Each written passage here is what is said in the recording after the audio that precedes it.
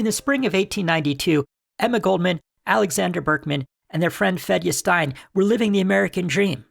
They were a young immigrant throuple running a thriving restaurant and ice cream parlor in New England. I mean, to me, that is just so weird and cool to think about. Good for them, good for their landlords, and good for their customers. 19th century Massachusetts must have been way more progressive than I ever realized. Part of my brain wishes that in an alternate dimension of the multiverse, they stayed there and did that happily until they retired. But of course, in our dimension, that isn't what happened. Instead, they became obsessed with stories they were reading in the newspaper about the steel workers who had been locked out of their jobs and their homes in Homestead, Pennsylvania, 500 miles away. Goldman and Berkman had both worked in factories before, Goldman making dresses and Berkman making cigars, but they didn't know anything about the steel industry. Yet the three of them really believed that they could somehow show up and rescue the workers. Here's how Goldman describes the scene in her memoirs. We continued our daily work, waiting on customers, frying pancakes, serving tea and ice cream. But our thoughts were in Homestead, with the brave steel workers. We became so absorbed in the news that we would not permit ourselves even enough time for sleep. At daybreak, one of the boys would be off to get the first editions of the papers. We saturated ourselves with the events in Homestead to the exclusion of everything else. Entire nights, we would sit up discussing the various phases of the situation, almost engulfed by the possibilities of the gigantic struggle. The three of them gave the keys to their store back to the landlord, even though the landlord begged them not to and to stay and keep operating the restaurant, but they decided to go back to New York and come up with a plan to intervene in the strike.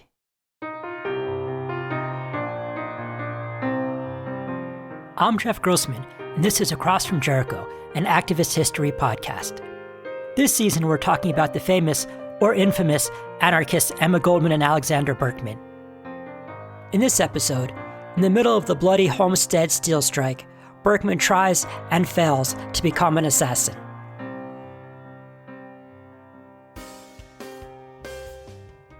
The original concept was that they would write up specially designed pamphlets explaining how anarchism could liberate the workers. Then Fedya would stay behind in New York, and Goldman and Berkman would take the train down to Pittsburgh, go to Homestead, and give this literature out. And God bless, it's a free country. Maybe their pamphlets would have changed some minds and done some good. But I kind of think not. To understand the lockout better, I talked to Paul Krauss, journalist, historian, and author of a book called The Battle for Homestead, 1880 to 1892, Politics, Culture, and Steel. He explained to me that Andrew Carnegie and his deputy, Henry Clay Frick, had very different and incompatible ideas about the American dream than their workers did. But even the workers didn't have a radical dream. Here's how he explained it to me. Homestead, in popular literature, is painted as always having been a depressing, filthy, impoverished place. But in fact, it wasn't before 1892. It was a solidly middle-class town. Workers earned a good wage. They had something that they called a competence. That meant, in the 19th century, a sufficiency of means for living comfortably, not having a lot of money, but being comfortable. And in fact, the immigrant workers who came to Homestead, and there were thousands of them before the lockout, they were mainly Slovak and Ruthenians or Rusine. They spoke a kind of dialect of Ukrainian. They led good lives as well. The motto that brought them to Western Pennsylvania was, in Slovak and also in Russian, za chlebem. It meant to go for bread. And it was the East European equivalent of what English-speaking workers called a competence. So those workers who worked for Frick and Carnegie wanted to protect their opportunity to earn a competence, to earn bread in Slovak or in Russian. And they saw Carnegie's overtures to bust the union. And he'd almost broken it in 1889. There was a strike there in 1889, not a lockout. He came very close to breaking the union there in 1889. They saw Carnegie's efforts as standing in the way of their American right to earn a competence. enough money to live comfortably, to own a home. And they saw this right as fundamental to what America was all about. And they saw Carnegie as someone who stood in the way of that. The workers, even though they were locked in this bitter conflict with Carnegie and Frick, had a traditional, mainstream idea of what the relationship should be between laborers and owners. These were not workers who were drawn to an ideology that we might say is radical. They weren't communists. They weren't socialists. They were workers who believed in the promise of the American Republic. And for them, that meant to have a job. And they also believed that once they mixed their labor with the factory, that they had a stake in the factory, that they were part owners of the factory, kind of like the philosopher John Locke's idea that once you work the land with your labor, you have a right to that land. And the workers at Homestead believed, they didn't articulate it this way, in the way that Locke did about land, but they believed that the public had an interest in the mill, in the works themselves. And in this belief, the Homestead workers were hardly alone, because farmers in the South, members of the Farmers Alliance, and then the People's Party of the United States, the original populists, argued in their forgotten but very important party platform of 1892, when they put up a candidate for the presidency. The populists argued that large utilities, railroads, had to be regulated by the state in order to protect the people who worked for them, and in order to protect ordinary citizens from vast and powerful accumulations of wealth. So this town was kind of the last bastion of left-wing labor republicanism. That's how I would characterize it. They weren't socialists, but they believed that the government had a responsibility to protect workers and the workers' rights to a job and to a fair wage so that they could have a competence. And Carnegie, frankly, did not give a rat's ass about that. What he cared about was the bottom line, profits, speedier production, more production, lower production costs. How do you do that? Fewer workers. The union protected workers' jobs, and Carnegie wanted to eliminate them so that he could make more money. And for him, making money was what it was all about, notwithstanding what he said about having to give it away once he made it. He wanted it. He needed it. He was driven by it. He was driven by personal ambition. The lockout of the workers in Homestead, right across the river from Pittsburgh, wasn't about an articulable labor dispute. It wasn't about something that could be settled. It was the end of a 20-year plan by Carnegie to crush the unions. The cost-cutting efforts of Carnegie, the elimination of skilled workers by Carnegie, and his steadfast commitment to abolishing the steelworkers, the metal workers' unions, was what led most directly to the Homestead lockout. Carnegie fought the union from the early 1870s, when he first went into the steel business, all the way up through the Homestead lockout of 1892. In Braddock, in McKeesport, in Duquesne, in Homestead, in all the small mill towns up and down the Monongahela River Valley. The Monongahela is the river that flows into Pittsburgh at the point. In all those small mill towns, I think I mentioned Braddock as well as in Pittsburgh, wherever Carnegie owned a mill, he moved with great alacrity and cleverness to do away with the unions, the most important of which was the Amalgamated Association of Iron and Steel Workers, the AAISW, and also the Knights of Labor, which was more radical, to invoke a kind of an anachronism, more progressive. The Knights sought a union of all workers, not just the more skilled workers. But the union situation in Homestead was different than it had been in all the other towns where Carnegie Steel had plants, in a way that made it even more of an irritant to Carnegie. But wherever Carnegie owned a mill, he moved to eliminate the union. And his competitors did the same. So unions were under assault everywhere across the United States, from the early 1870s, after the Civil War, into the 1890s. And in some ways, the Homestead lockout was predictable. Everyone knew that there was going to be this final showdown between Carnegie and the Union. It assumed kind of melodramatic, operatic dimensions because of the pitched battle on the river, but it came as no surprise. And that was largely because in Homestead, unlike the other mill towns around Pittsburgh, and unlike Pittsburgh itself, Homestead was run by the steelworkers. The mayor was a steelworker. Most of the members of the borough council were steelworkers. They exercised control both on the shop floor, that is in the mill, and also in the halls of government of Homestead. It was a kind of mini republic of labor, and Carnegie could not abide by this. And in fact, his philanthropy, which is well known and lauded uncritically to this very day, began in Braddock, a town right across the river from Homestead. He gave that town a library in the 1880s, and he promised that Homestead would have a library too.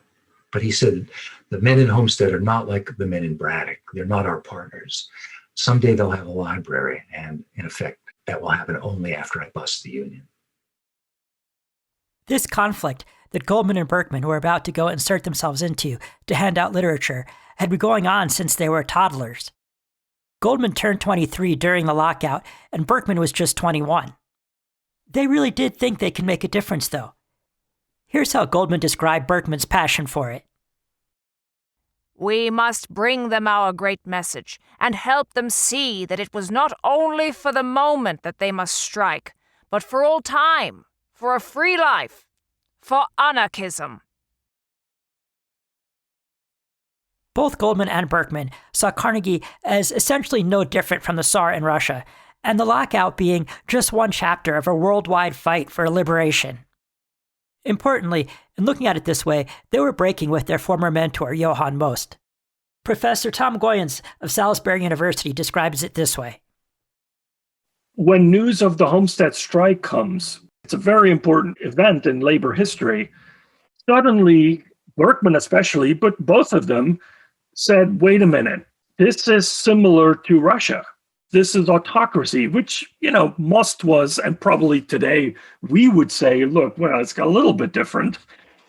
I think that's when Most said, well, okay, yes, it's a horrible incident. There's basically warfare, right, on the Monongahela River.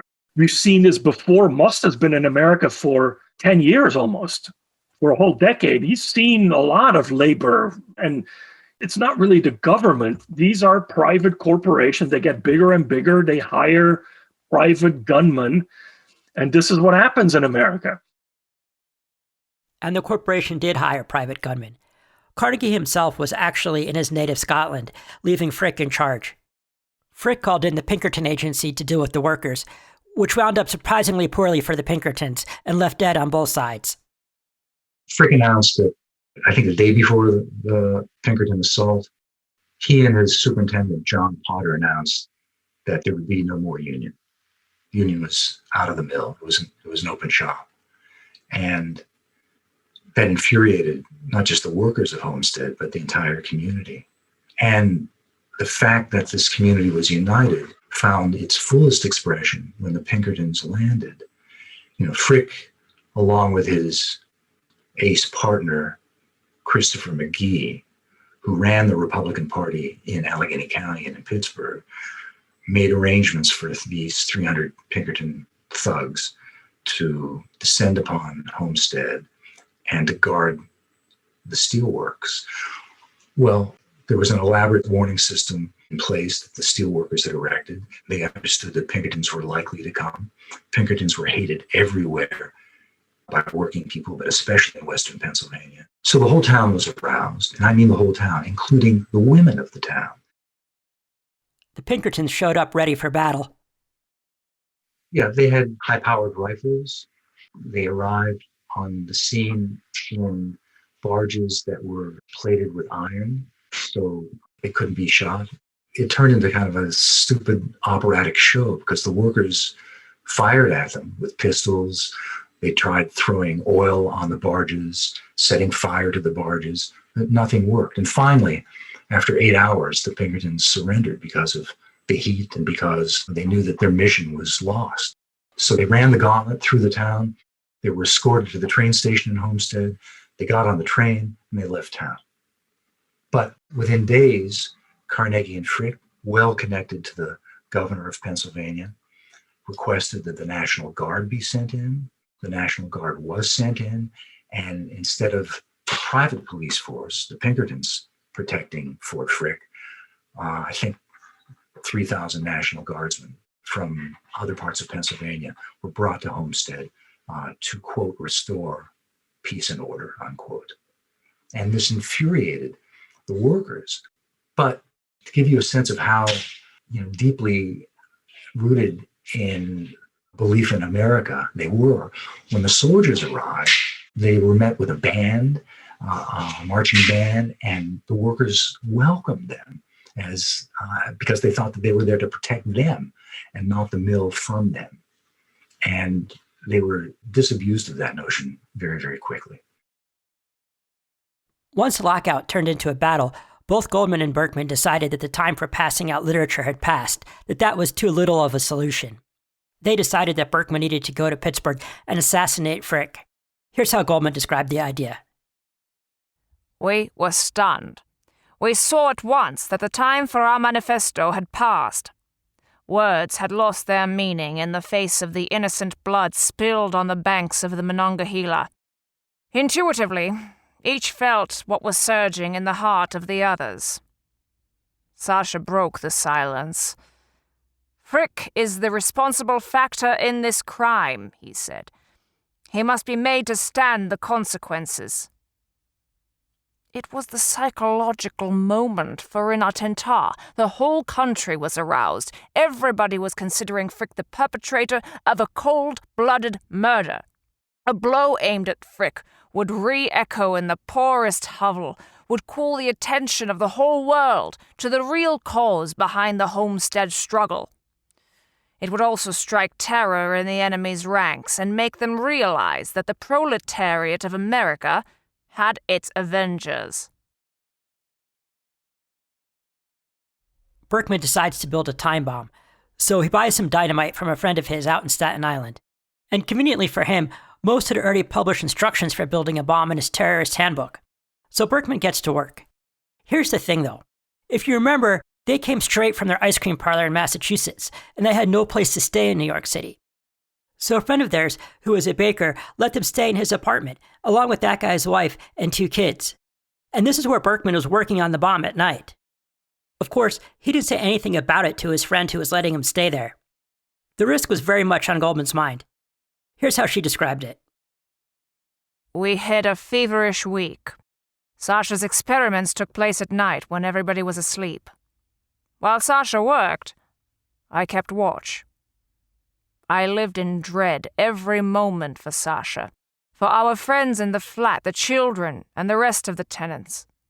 What if anything should go wrong? But then, did not the end justify the means? Our end was the sacred cause of the oppressed and exploited people.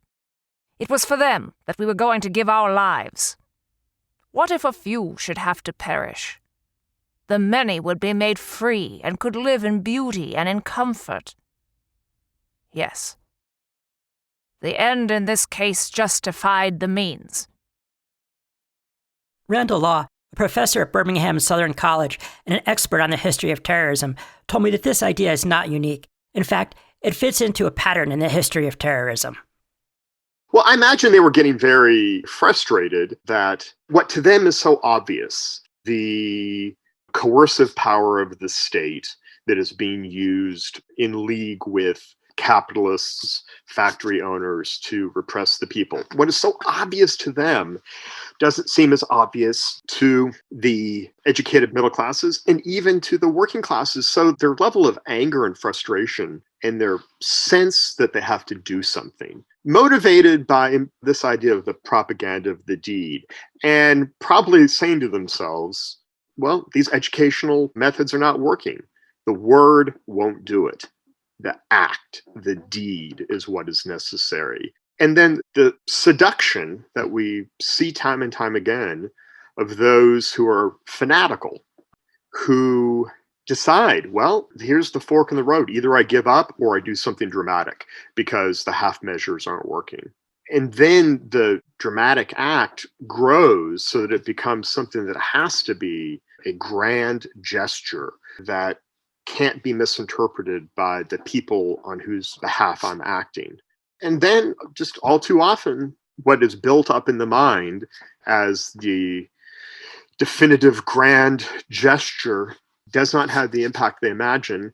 And if anything, it's more embraced by those who then are able to paint an entire movement saying, look at the desperation, the violence, the radical nature of their belief.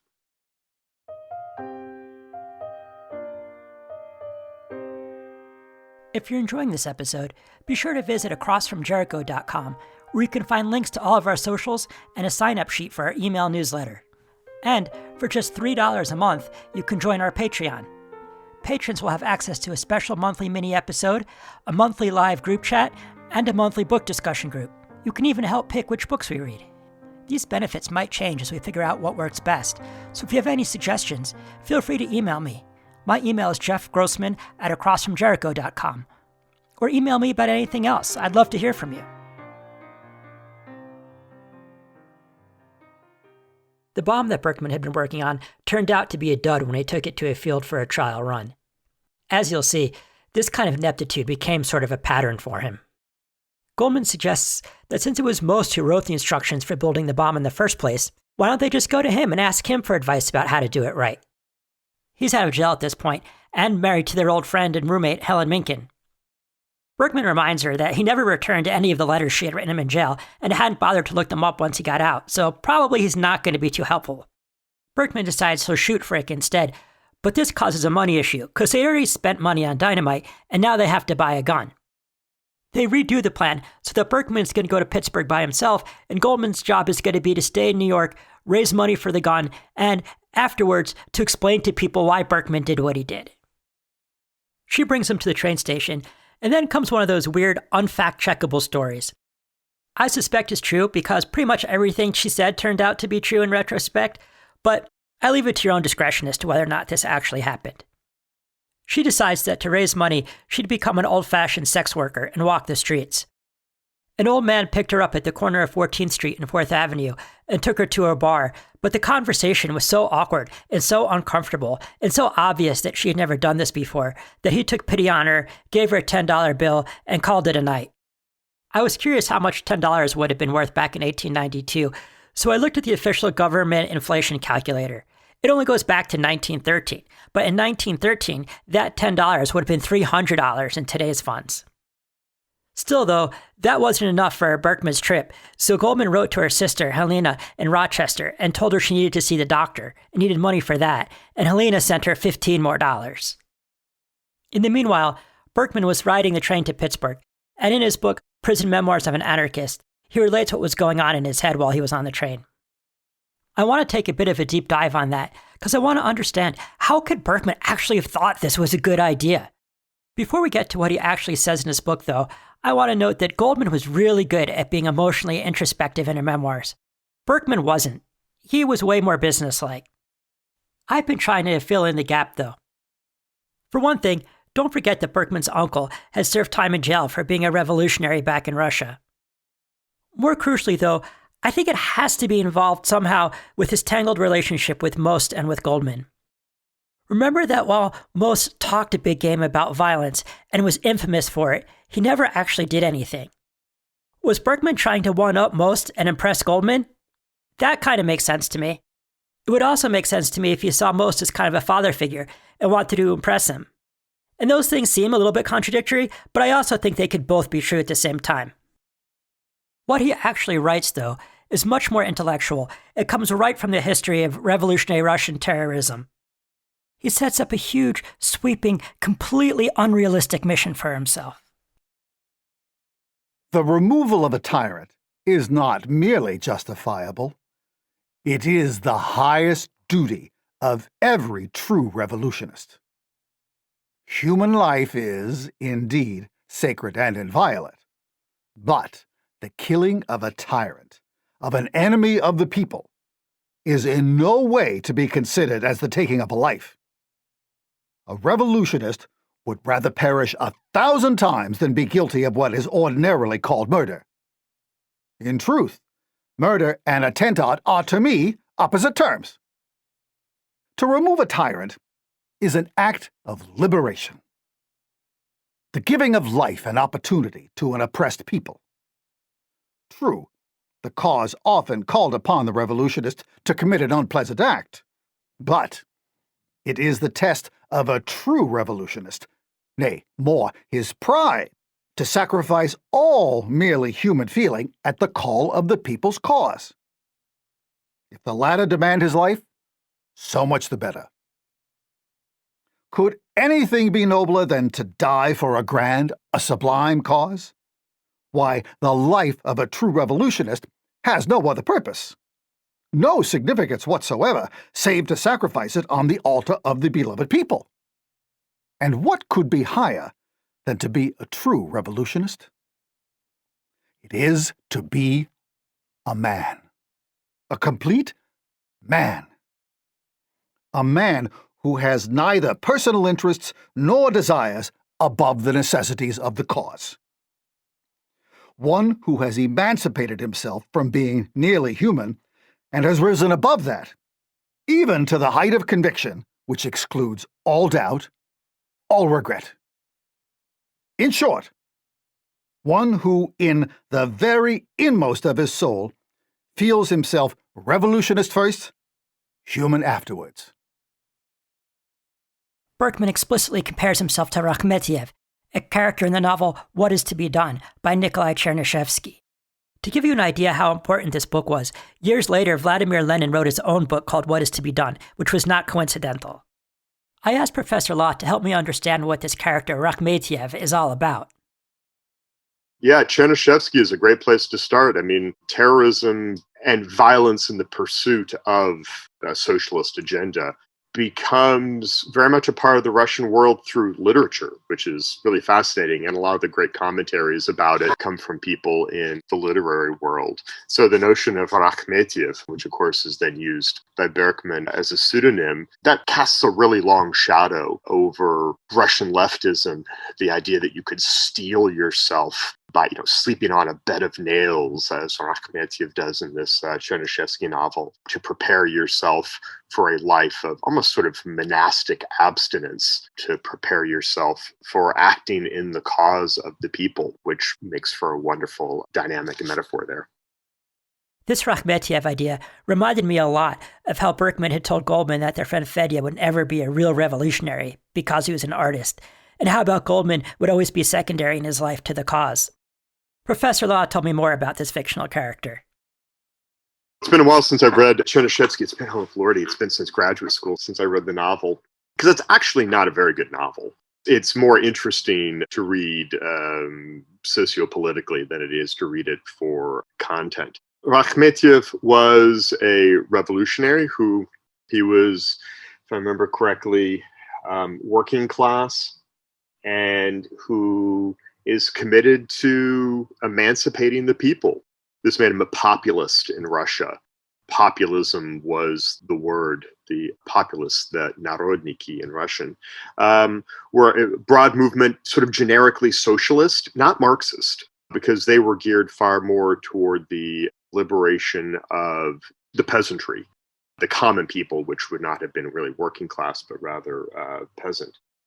And he was dedicated to their emancipation, but to do so, he had to forge his will through an act of sheer, almost sort of Nietzschean determination to be able to live a life of abstinence, to give everything and to do everything on behalf of the people. So he creates this model, which really almost can't be lived up to, of personal abnegation in which you deny yourself, all for the revolution, and you learn to live with pain and privation to succeed on behalf of the people. So it becomes, it's kind of a romantic ideal, but there's not really very much terribly romantic in that sense about Rakhmetiev. It's a model that most people try to live up to and quickly abandon because they see that it's not much fun.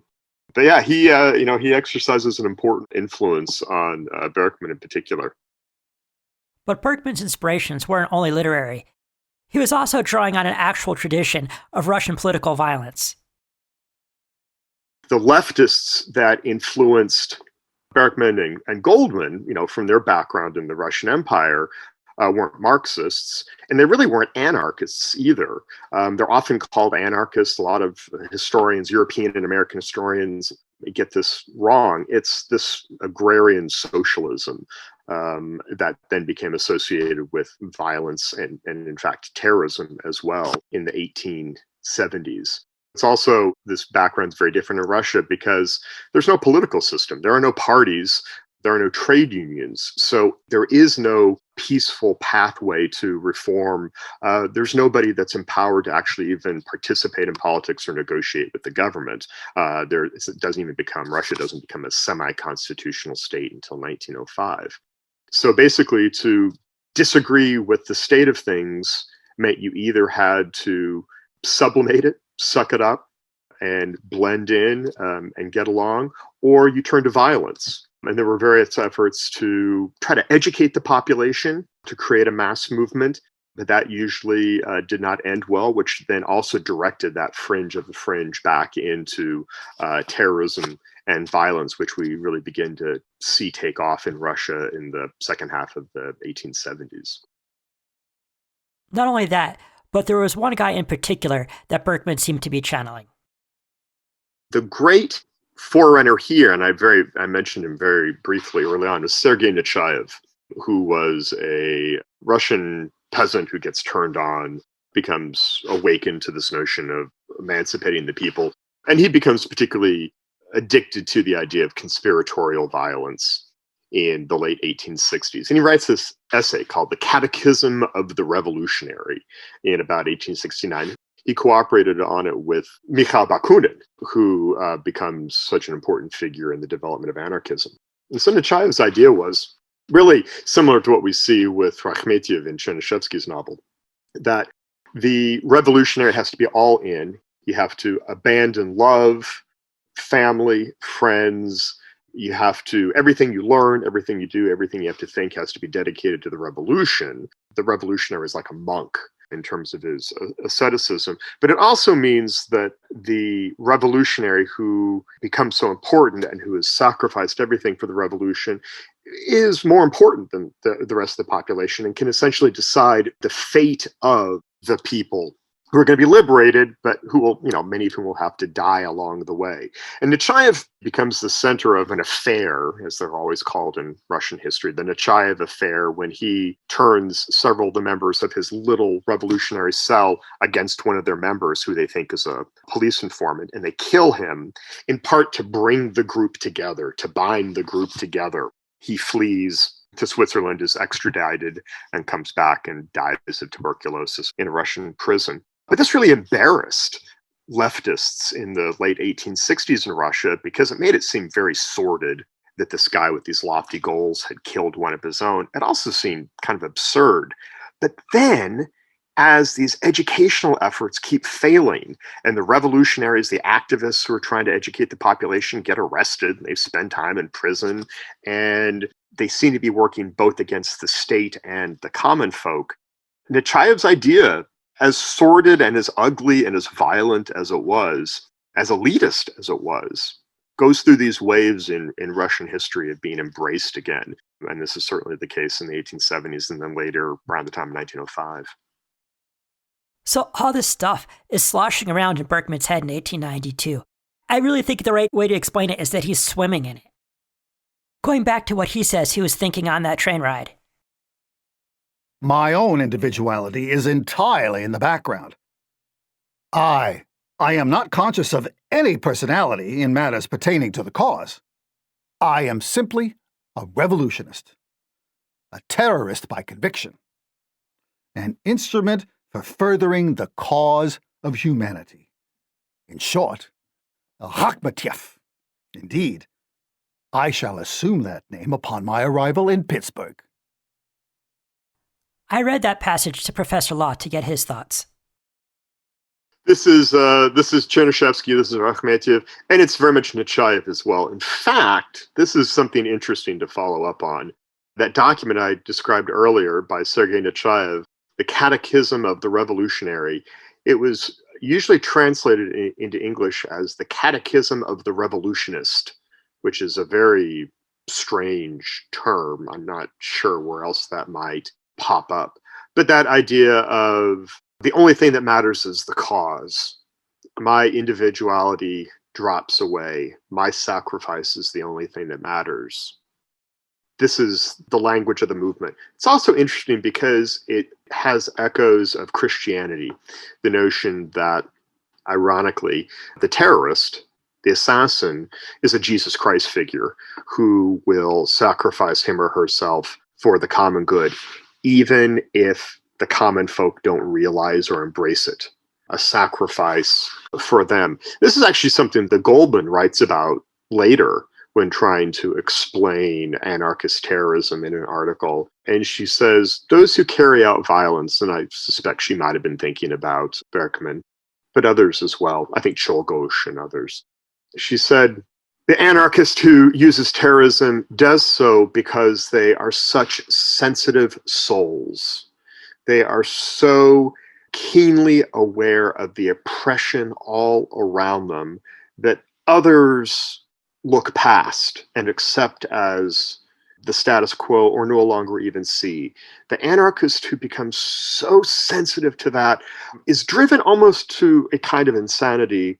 And so therefore, it's of course not them who is guilty of the violence. It's rather their sensitive nature. But really, of course, it's the system of repression controlled by the state, the authorities, the wealthy. They're the ones who are guilty of this violence because they're the ones who drive these Christ-like sensitive souls to do this. Goldman, by and large, tries to eschew violence, but she is always sympathetic towards those who use it if she can see this psychological profile in them. When Berkman got to Pittsburgh, he went over to Homestead and mixed in with the crowd of locked-out workers.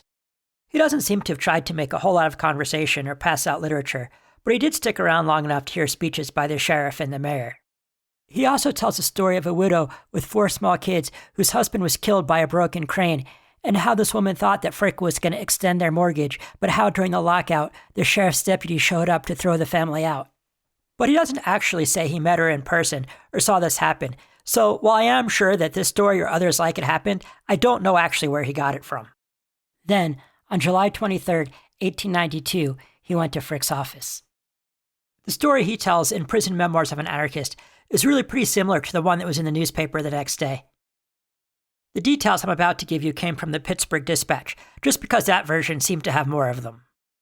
Berkman showed up at Frick's office building carrying a handgun. And do you remember the Haymarket martyrs who were falsely convicted in Chicago, and how one of them committed suicide by biting down on a dynamite cap the night before he was going to be hung? Well, Berkman had 2 identical dynamite caps with him. He went up to Frick's office and handed the clerk outside a handwritten business card that said he was representing an employment agency. The clerk told him to hang around for a bit, which he did, and then told him that Frick was ready to see him. When Berkman walked into Frick's office, Frick was in the middle of a conversation with a colleague of his, a guy named Leishman. Berkman didn't say anything to either of them, but pulled the gun out of his suit pocket and shot Frick twice, once on each side of his neck. Leishman jumped up and tackled Berkman and tried to wrestle the gun out of his hand. Berkman then pulled a knife out of his pocket, and Frick, even though he was wounded, tried to protect Leishman and jumped into the battle too. Berkman took the knife and slashed Frick twice, once in his hip and once in his side. By this point, a whole crowd of people had rushed into the room and tackled Berkman. They held him down until the police showed up very shortly later. Here's how the Pittsburgh Dispatch described the scene after Berkman was arrested. Quote, when the would-be assassin was brought down the elevator to the street, the crowd pressed from all sides to catch a glimpse of him, and some yelled, kill him, lynch him, hang him to the lamppost. Others were inclined to protect him, but it didn't need much agitation to have started a general fight in the crowd. As the men got into the patrol wagon and sat down with the officers, one little newsboy shouted, you're on your way to the gallows, and the whole crowd took it up. End quote. Here's how Berkman himself described what must have been the same scene. Police. Clerks, workmen in overalls surround me. An officer pulls my head back by the hair, and my eyes meet Frick's. He stands in front of me, supported by several men. His face is ashen gray. The black beard is streaked with red, and blood is oozing from his neck. For an instant, a strange feeling, as if shame, comes over me. But the next moment, I am filled with anger at the sentiment so unworthy of a revolutionist. With defiant hatred, I look him full in the face. Mr. Frick, do you identify this man as your assailant? Frick nods weakly. The street is lined with a dense, excited crowd. A young man in civilian dress who is accompanying the police inquires, not unkindly, "Are you hurt? You're bleeding." I pass my hand over my face. I feel no pain, but there's a peculiar sensation about my eyes. "I've lost my glasses," I remark involuntarily. "You'll be damn lucky if you don't lose your head," an officer retorts. I want to be super clear here that Berkman's attempted assassination of Frick was a disaster for everybody involved.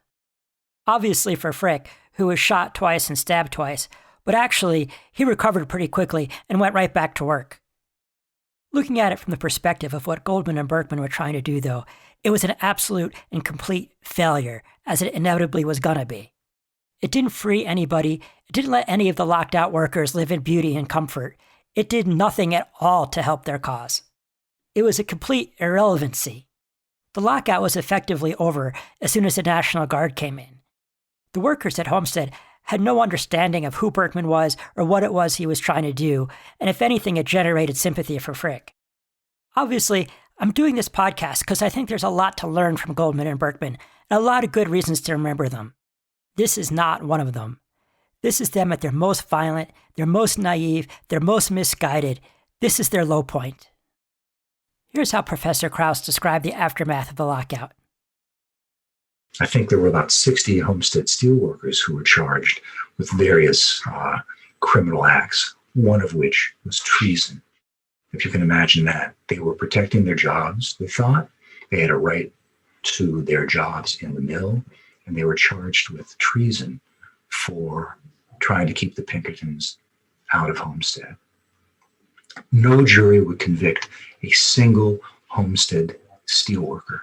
No jury would convict them of treason, conspiracy, riot, or murder. That's how much support there was for the Homestead workers throughout Western Pennsylvania, but especially in Allegheny County. In the end, Carnegie got what he wanted. There were periodic efforts to reorganize the mill, but it wasn't until the Steelworkers Organizing Committee of the 1930s and Franklin Roosevelt's dogged efforts to ensure the right of working people to organize in the Wagner Act of, I guess, 1934, that the steel industry was organized again. So Carnegie achieved his dream. He eliminated unions from the steel industry, and he was able to make, in the modern equivalent terms, billions and billions of dollars, and then try to rehabilitate his somewhat tarnished public image by building libraries. So Homestead became emblematic of urban decay, of overcrowding, of poor health conditions. Pittsburgh, which had been compared to hell more times than any place on earth in the 19th century in popular literature and magazines and newspapers, Pittsburgh became worse than just the Smoky City, which was what it was called when I was growing up in the 1950s. It became a hellhole. You couldn't breathe. You couldn't see the city. It was filled with smoke, and that smoke came out of the furnaces that the non-union workers manned, and Krauss recognized that Berkman and Goldman wanted to help the workers, but said that the way they went about it was completely wrong. And I don't think, for what it's worth, that Berkman or Goldman understood this in the way that the workers did. They understood that something had gone terribly wrong with Western civilization and with its priority on money making. But I would say that the attempt on Frick's life was kind of the 19th century equivalent of Jane Fonda going to Hanoi in the 1960s and embracing the anti-aircraft gun. It didn't play well in the public. It was a disaster.